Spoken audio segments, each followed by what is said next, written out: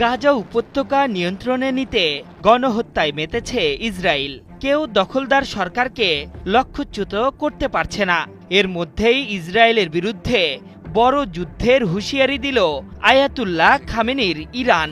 ইসলামী প্রজাতন্ত্রের দিকে চোখ তুলে তাকালেও তার পরিণতি হবে ভয়াবহ। দখলদারদের সাথে এবার যে যুদ্ধ হবে তাতে কঠোর জবাবের হুমকি দিয়েছেন ইরানের পররাষ্ট্রমন্ত্রী আব্বাস আরাকচি।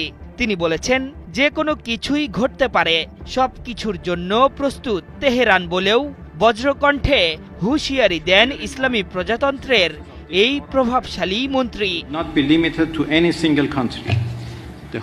সৌদি আরবের জেদ্দায় ওআইসির জরুরি সম্মেলনে অংশ নিয়েছেন ইরানি পররাষ্ট্রমন্ত্রী আব্বাস আরাকচি। সেখানে স্থানীয় সংবাদ মাধ্যম আশরাফ আল আওসাদকে দেওয়া এক সাক্ষাৎকারে তিনি বলেছেন, ইসরায়েলের সাথে যে কোনো সংঘাতের জন্য প্রস্তুত আছে তেহরান। এর আগে 12 দিনের সংঘাতে ইসরায়েল ও আমেরিকা তাদের লক্ষ্য অর্জনে ব্যর্থ হয়েছে, কারণ তাদের আগ্রাসনের জবাব দিয়েছিল ইরান। এবার এমন কিছু চেষ্টা করলে একই জবাব পাবে তারা, আরও কঠিনভাবে। আরাকচি স্মরণ করে দিয়ে বলেছেন, ইরানকে 48 ঘন্টার মধ্যে শেষ করে দিতে চেয়েছিল ইসরায়েল, কিন্তু সেই লক্ষ্যে পৌঁছাতে পারেনি দখলদাররা। উল্টো প্রত্যাঘাত সামলাতেই হিমশিম খেয়েছে তারা। শেষ পর্যন্ত নিঃশর্তে যুদ্ধ চুক্তিতে সম্মত হয়েছিল তেল আভিভ। এজন্য সেটি আমরা মেনে নিয়েছিলাম, কিন্তু তারা তাদের সেই প্রতিশ্রুতি ভুলে আবারও উস্কানি দিতে শুরু করেছে।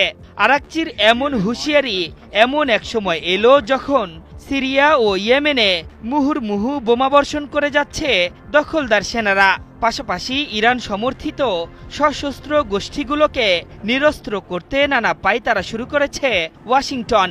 মূলত নিজেদের অস্তিত্বে আঘাত আসতেই বড় যুদ্ধের ইঙ্গিত দিল দেশটির পররাষ্ট্রমন্ত্রী। এদিকে ইয়েমেনের রাজধানী সানাতে হুথিদের প্রেসিডেন্সিয়াল ভবন উড়িয়ে দিয়েছে দখলদার ইসরায়েল। সশস্ত্র সংগঠনটিকে দীর্ঘদিন ধরেই সমর্থন করে আসছে ইরান। অন্যদিকে লেবাননের হিজবুল্লাহকেও একইভাবে সমর্থন দিয়ে আসছে দেশটি। এই দুই গোষ্ঠীর ওপর হামলার চাপ সৃষ্টি করে তেহরানকে একটি বার্তা দিতে চাইছে ওয়াশিংটন। যদিও লেবাননের অভ্যন্তরীণ বিষয়ে হস্তক্ষেপ করতে চায় না তেহরান জানিয়ে আরাকচি বলেছেন, আমরা লেবাননের অভ্যন্তরীণ বিষয়ে হস্তক্ষেপ করতে চাই না, কিন্তু কোনো অন্যায় হলে চুপ করে থাকব না, যা প্রতিটি দেশই করে।